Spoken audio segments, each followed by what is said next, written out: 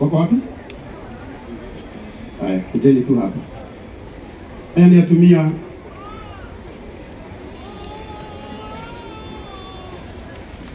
matigirwo rucine twa tutigire itu. Athuri ao matigacokia.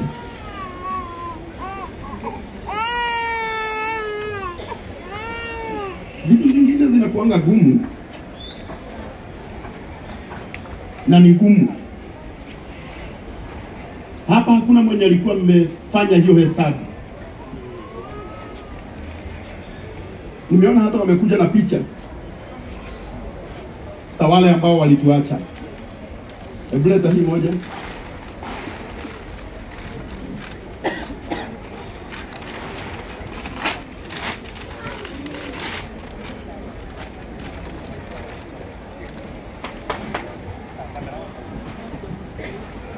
Leta tu.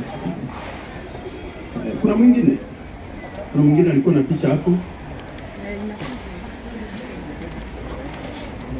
Hata kuna mwingine nimeona amekuja na kapicha kadogo tu.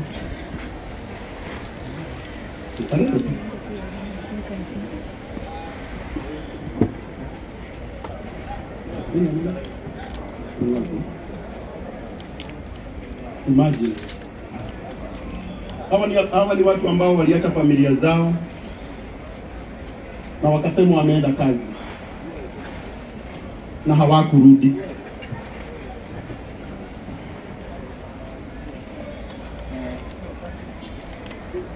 Nimezunguka hii Kenya na tumesaidia watu wengi.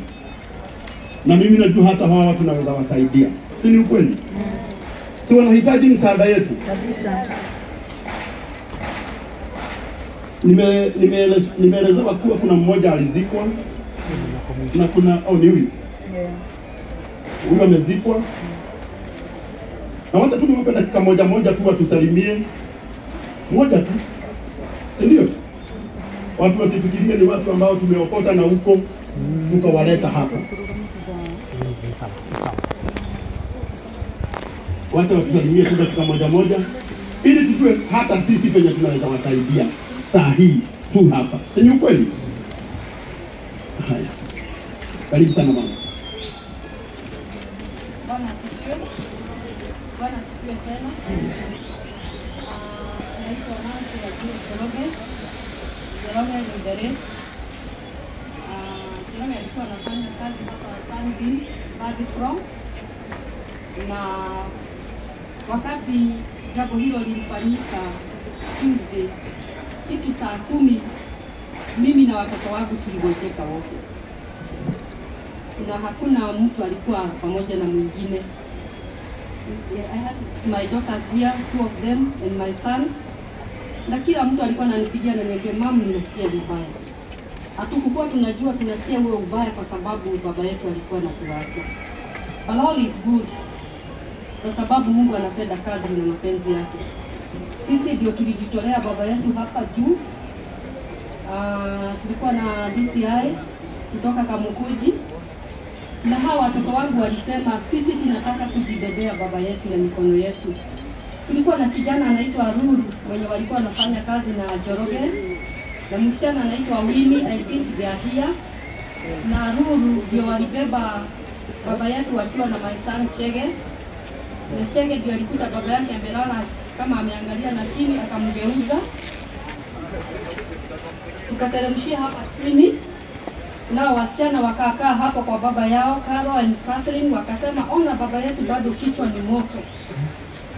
Na walikaa hapo mpaka saa ile gari ilikuja tukachukua mwili. Wakasema sitaki kubebewa baba yetu, wacha tujibebee sisi wenyewe mpaka siku mochari. Na hata huko pia wakasema wacha tujiingizie baba yetu hapo. Lakini neno lilikuwa tu woi. Baba yetu tuliachana asubuhi, tulikula breakfast, tukaenda kututafutia, lakini sasa hatukuoni. Neno tu nitasema Mungu anaweza. Tuko na hali gumu sana kwa sababu hata penye tulikuwa tunaishi na mzee, sisi ni wageni sana. Tuko na 5 months time hapo Banana, lakini pia tuna jambo la kushukuru kwa sababu hata hao walitushikilia. Tuna rent hapo Banana. Mungu awabariki. Pole sana mama, pole sana. Mjagoni wana Kenya. Mimi ndio yule mama mliona kasisi. Nikiripoti kesi ya bwana yangu mwenye alipata moto hapa Sunday.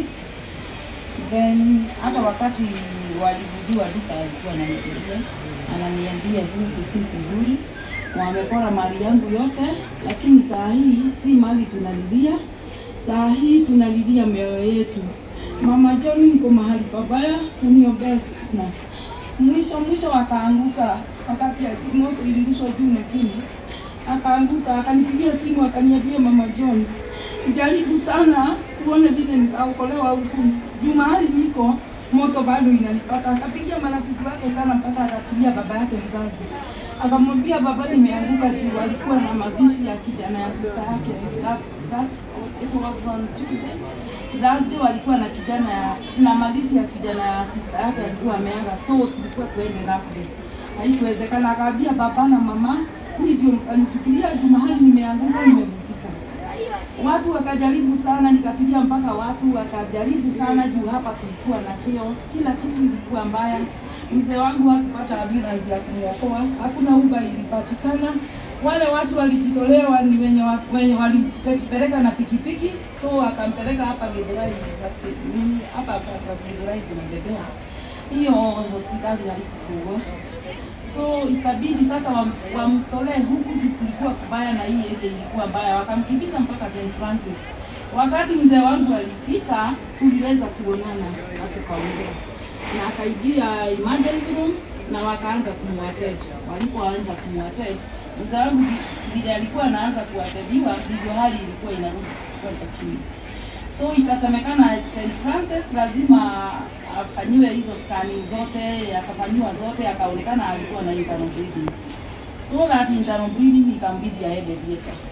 After theater nililala huko, nilitoka saa 9:30 huko ya usiku, sikuweza kurudi nyumbani juu hata after alitoka theater bado nilipatana naye mpaka ICU.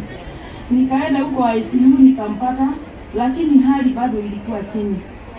After kwenda home nikafika saa 11:30 nikapigiwa simu na hospitali ya St. Francis. Wakaniambia kuja hospitali inataka. So nikaunganisha marafiki, sikwenda peke yangu. Nikaunganisha marafiki wake. Tukaenda tukiwa watu kama 5 hivi. After kufika ndivyo walitutafutia karumu kando. Wakaanza kutukanzo sijui nini, but unfortunately wakaniambia tulijaribu vile tungeweza kusaidia mzee wako, lakini haikuwezekana. Huyo mnasikia anaitwa Dadis, alikuwa na duka ya viatu hapo chini. Huyo ndiye mzee wangu. Niko na watoto wangu hapa wote watatu.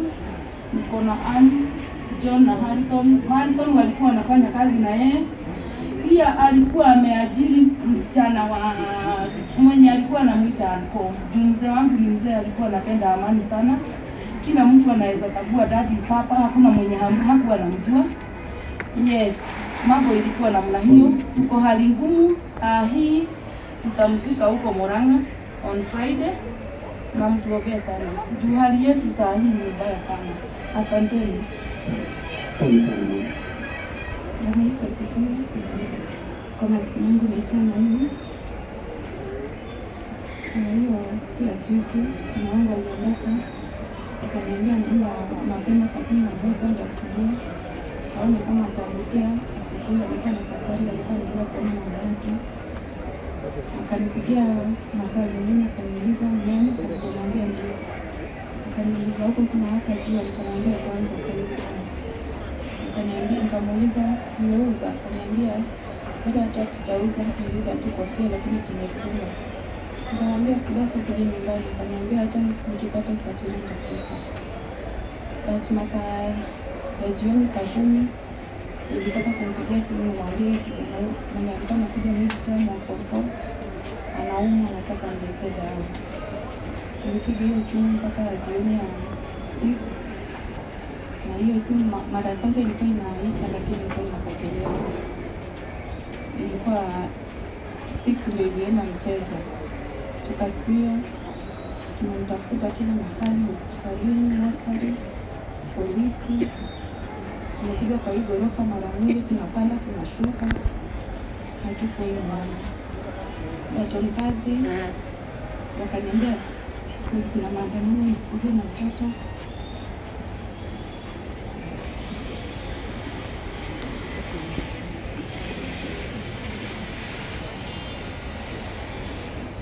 Wakakuja wakasimbua. Kuna kijana alikutoka Dodoma, nilimpigia simu kaniambia kuja nisaidiane.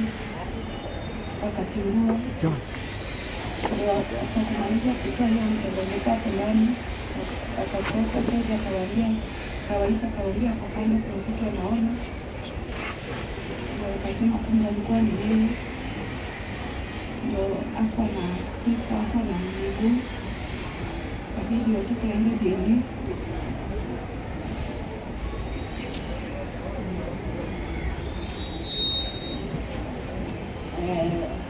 Sasa nimalizia rafiki yangu wa miaka mingi. Yeye na mume wangu wamekuwa kufanya kazi hapa. Wakati wa kazi, wakati walikuja kutoa, walipata mume wake amechomeka bilioni organization, wakamtoa. Sasa wako ashua kama ni yeye, ikabidi afanye DNA, na wakati amefanya DNA jana ilisemekana ni yeye.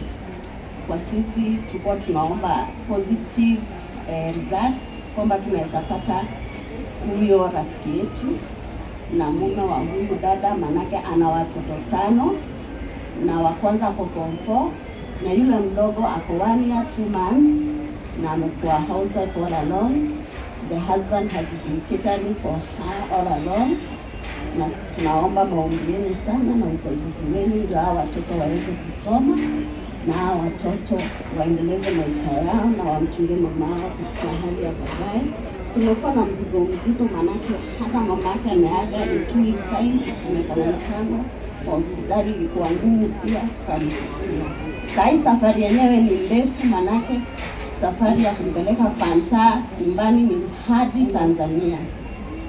Tunawaomba maombi yenu na usaidizi wenu. Asante. Asante sana. Haya. Kabla nimuite our referee. Naona tuko na watu wengi ambao wanatutazama pale online. Lakini nitakubaliana na mimi kuwa hawa mama wote watatu wanahitaji msaada yetu. Si ni ukweli? Na sisi tutawashikilia pale ambapo tutaweza. Naona hata penye tu walikuwa wanaongea watu pale online wanatuitisha namba. Tupe namba. Na najua hata hawa ambao wako hapa wako na upendo wa kuwasupport. Nilikuwa nauliza chairman penye tutafanya na tukaonelea ni vizuri tuweke namba moja. Ile pesa kidogo ambayo itachangwa ama mingi, tuhakikishe wote watatu wameenda na kila kitu. Na kitu kidogo. Sio ni ukweli? So kwa heshima, namba ya M-Pesa iko hapa ya 0722 hata kama ni 100, hata kama ni 200, hata kama ni 1000, tuwashikilie tu 0722 45 93 06 0722 45 93 06. Charles Munene. Tumewapewa namba ya chairman. So ile ambayo itapatikana leo,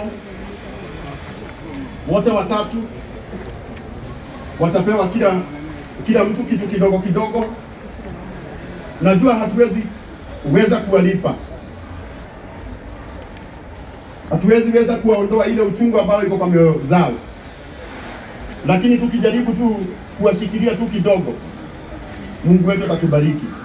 Sasa nataka tu kwa heshima wasonge nyuma kidogo. Sisi ambao tuko hapa na tuko na kazi.